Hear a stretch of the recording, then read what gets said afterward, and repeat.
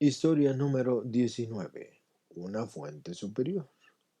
Yo no quería decir las palabras, no quería asistir a las juntas. Era adicto a las relaciones sexuales por teléfono, pero tenía la seguridad de que podía solucionar el problema acudiendo a consultar con un psicólogo. Esto era un asunto privado que yo podía manejar en privado.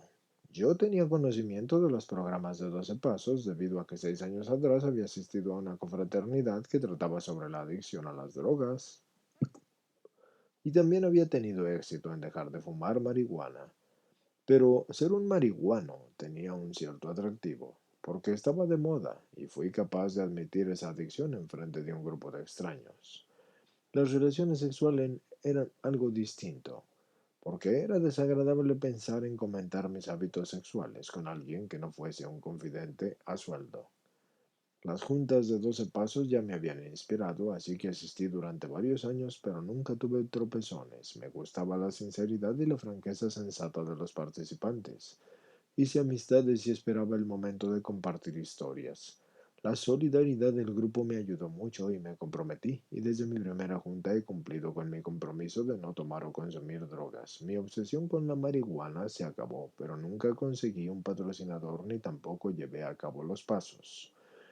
Fui capaz de alcanzar la sobriedad sin llevar a cabo un programa espiritual riguroso. Después de mi tercer año, dejé de asistir a las juntas y las relaciones sexuales eran otra cosa.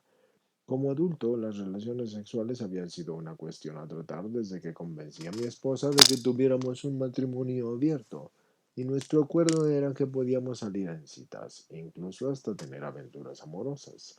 A pesar de que nuestra relación sexual siempre había sido uno de los aspectos más fuertes y emocionantes de nuestro matrimonio, yo me sentía inquieto. La liberación gay estaba de moda, así que yo la quería explorar y me volví loco. Durante 5 años tuve relaciones sexuales tanto con hombres como con mujeres. Yo no tomaba en serio el hecho de que mi tío había abusado sexualmente de mí cuando era un adolescente. Durante este periodo abierto, cuando yo abusé sexualmente de mi sobrino, yo no vi la relación con mi propia historia. No estaba consciente de que yo había violado algún límite. Ignoré el dolor y la confusión que le estaban causando esto a mi sobrino. Y yo no quería ver y no quería pensar en las consecuencias catastróficas de mis acciones. Tampoco me permití a mí mismo sentir el daño. Mientras tanto, mis encuentros sexuales desenfrenados aumentaron en número y mi única guía era el placer físico. En ciertas noches parecía que la ciudad me llamaba y la fragancia del aire y las luces festivas y la acción en los clubes y toda la resistencia se derrumbaba. Yo quería lo que quería y lo quería cada vez más. Cuando un asesor me advirtió que estaba tomando serios riesgos, causando un grave daño y que de hecho me encontraba a punto de perder a mi esposa e hijos, sus palabras me impresionaron y me asustaron. Juré dejar todos los encuentros extramaritales y lo hice. No tuve relaciones sexuales por persona a persona fuera de mi matrimonio en la década de 1980, pero sí me masturbé con mayor frecuencia y sí compré pornografía y sí viví con lujuria. Lujuria por los hombres, lujuria por las mujeres. Y aun mientras la relación sexual con mi esposa se mantuvo bastante buena. Así que en retrospectiva yo veo que casi cada encuentro sexual había sido impulsado por las drogas. El vínculo entre las relaciones sexuales y las drogas fue algo que yo di por sentado y que nunca cuestioné. A mediados de la década de los 80 estaba tan confundido que asistí a psicoanálisis pensando que me podía dejar ver claro y cuando menos ayudarme a dejar de fumar marihuana. Pero no hizo ninguna de las dos cosas porque yo iba 4 días a la semana y a menudo discutía con el analista tradicional de la escuela de Freud acerca de por qué tenía que estar acostado en el diván mientras que él presidía sobre mí desde su silla de respaldo alto. Yo ponía en duda la relación jerárquica entre el terapeuta y el paciente, así que me preguntaba si estaba enfocado a mis problemas reales y después de 15 meses dejé la terapia. A principios de 1990 llegué a la conclusión de que no podía dejar la marihuana por mi propia cuenta. A pesar de que mi carrera avanzaba bien y mi matrimonio estaba intacto, sentía que la droga me desgastaba y me sobreestimulaba. y después de asistir a varias juntas, alcancé a vislumbrar el corazón espiritual del programa, pero me detuve antes de hacer lo mío. Había alcanzado la sobriedad y también la sobriedad suficiente, según yo, así que ¿qué más había que hacer? Mis hábitos sexuales y mi masturbación excesiva y mi coqueteo con la pornografía, según mi racionalización, no era lo peor que había en el mundo. A finales de mi tercer año de sobriedad de la marihuana, descubrí las relaciones sexuales por teléfono. Yo escuchaba la voz de mi madre de alguna parte de mi remota infancia que decía: apaga una adicción y observa cómo se enciende otra. Las relaciones sexuales por teléfono se encendieron como lumbre. Su anonimato, su disponibilidad, su variedad, todo acerca de las relaciones sexuales por teléfono conspiraba en mi contra para atraparme y tenerme en sus garras. Está claramente esto bien dicho, porque era mi droga preferida. Y aunque yo estaba estupefacto por su poder y por las grandes cantidades de dinero que gastaba en darme gusto, yo no estaba preparado aún para ver esto como una adicción, porque era simplemente algo que yo hacía en exceso. Me masturbaba mientras compartía fantasías habladas con otros hombres por teléfono, y las fantasías y la representación de roles se hicieron más extravagantes, y entre más lo hacía, más quería yo hacerlo realmente, y se estaba apoderando progresivamente de mi vida, y en cualquier momento en que mi esposa me dejaba solo en la casa, yo ya estaba al teléfono. Admití mi problema delante de un terapeuta que consultábamos, porque mi esposa y yo lo hacíamos. Comenté que era algo que yo quería tratar con un terapeuta por mi cuenta y encontré ese terapeuta. Sigo trabajando con él todavía. Me escuchó comentar mi relación turbulenta con las relaciones sexuales por teléfono y le platiqué lo enojada que mi esposa estaba y lo enojado que estaba conmigo mismo y cómo todas esas cosas me confundían. Le comenté que alguien me había sugerido un grupo de 12 pasos enfocados sobre este tema, pero que yo no quería eso, y él no discutió, estaba contento con solo escucharme. Me tardé más de un año y nuestras discusiones invariablemente regresaban a las relaciones sexuales por teléfono. Era capaz de dejarlo por cortos periodos de tiempo, por ejemplo 2 semanas por aquí, 3 semanas por allá, pero luego volví a empezar otra vez y no estaba contento con eso. Lo estaba haciendo cuando yo no lo quería hacer y actuaba impulsivamente y con el tiempo y con imprudencia. Así que jugando con la idea de tener un encuentro con los hombres que yo conocía por teléfono, bueno, pues también estaba viviendo en la lujuria y hostigándome con preguntas acerca de mi identidad sexual. ¿Yo era heterosexual? ¿Era homosexual o era bisexual? ¿Y cómo podía escapar de este estado de deseo y confusión permanente? Mi terapeuta y yo tratamos con las formas en que mis voces internas minaban mi sentido de valor propio. Lentamente yo empecé a aislar, identificar esas voces y a arrancarles sus máscaras y múltiples disfraces y a ver las formas en que los mensajes negativos y agresiones autodestructivas y brutales estaban integradas a mi sistema emocional, y aún continúa la tarea de comprender esas voces despiadadas. A pesar de toda esa buena terapia, mi adicción no se dio. Las relaciones sexuales por teléfono continuaban como una obsesión y una fuente de conflicto, y me encantaba, pero a la vez lo odiaba. Lo quería dejar de hacer, pero no podía dejar de hacerlo. Las promesas de dejarlo fueron rotas una y otra vez, y el acto en sí, que era marcar los números de teléfono o buscar las parejas sexuales en las conexiones telefónicas o encontrar a alguien que fingiera ser mi pareja, se había convertido esto en un ritual altamente cargado que yo no podía resistir. Y no es nada que quiera comentar delante de extraños. Yo le seguía diciendo eso a mi terapeuta. Es algo que yo quiero tratar aquí. Mi terapeuta me dejó ir por mi propio camino, pero un día me dijo: el secreto solo sirve para impulsar obsesiones. Y sus palabras me impresionaron, y no quería considerar su sabiduría, pero las palabras no se alejaban. Mi adicción, nacida del secreto, se mantenía envuelta en el secreto. Confesarla ante un terapeuta no cambió eso. Mi esposa supuso que yo había dejado la adicción, pero no lo hice. Fuera de la oficina y de mi terapeuta, y fuera de la oficina e incluso de mi terapeuta, nadie sabía de cómo mi preocupación con las relaciones sexuales por teléfono estaban rigiendo mi psique. Así que lo racionalicé porque no tocaba físicamente a nadie más que a mí mismo, porque por ese hecho no podía contraer SIDA o podía pagar las cuentas telefónicas que existían en adicciones, porque había adicciones mucho peores, pero yo no lastimaba a nadie.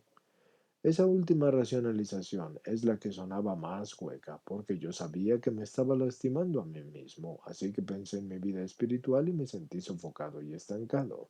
Sonriendo y suspirando al mismo tiempo, recordé una línea de una película.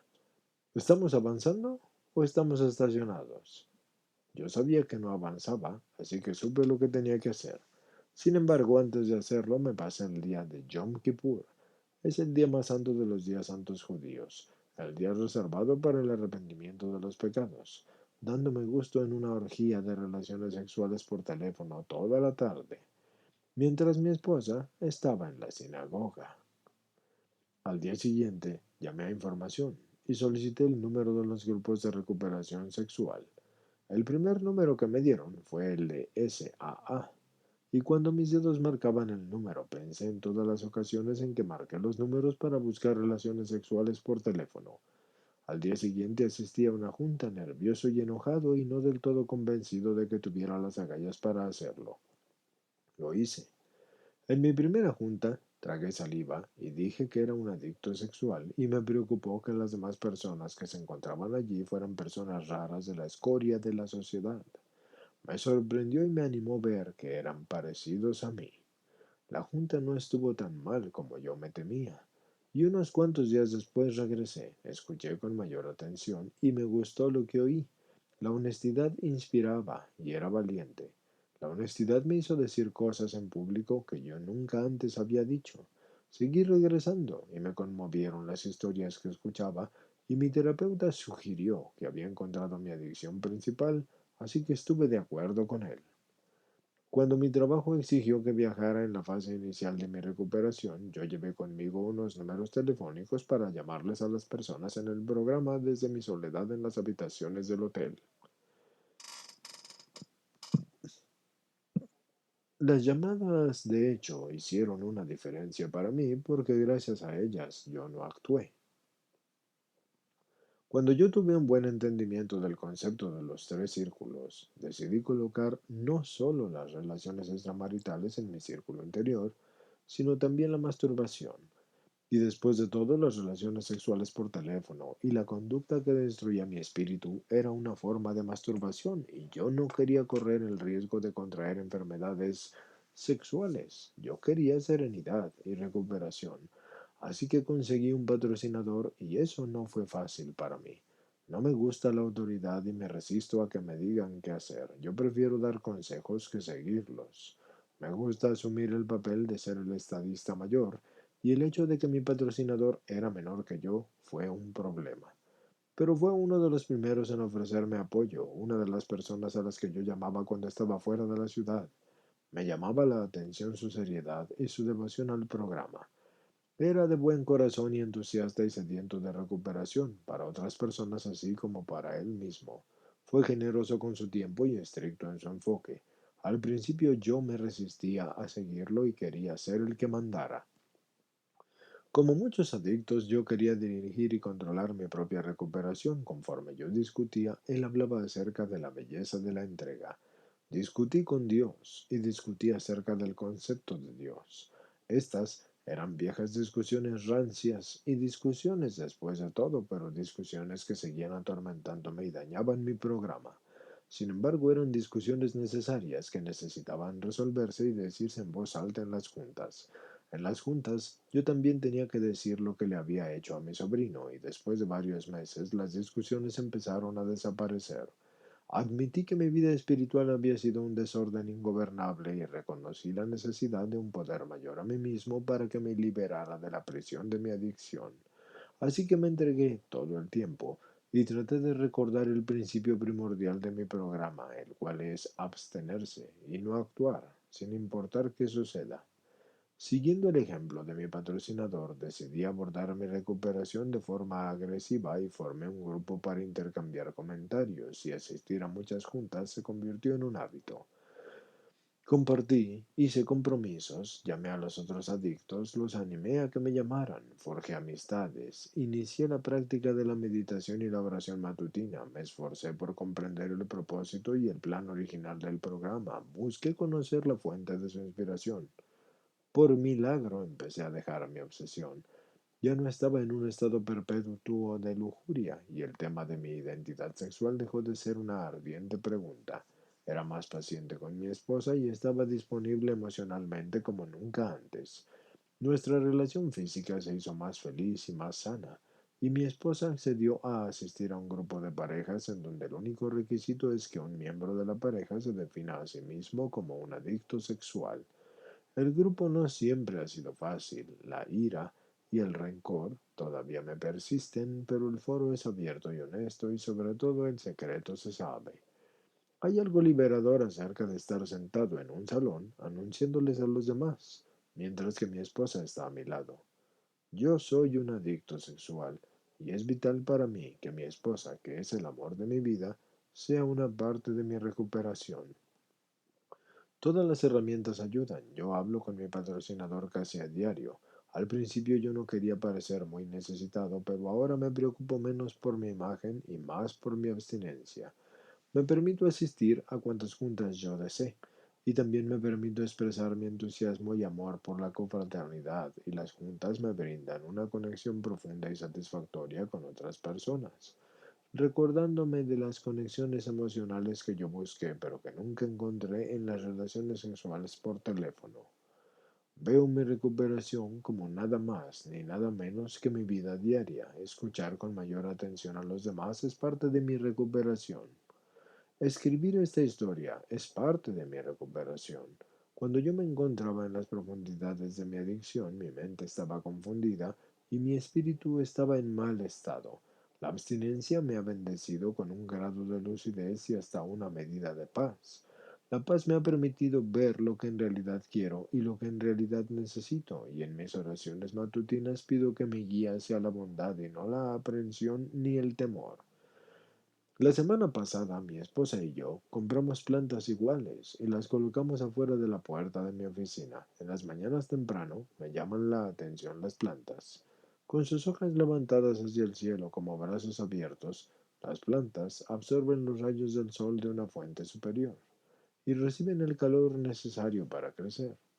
Yo busco esa misma fuente y ese mismo calor.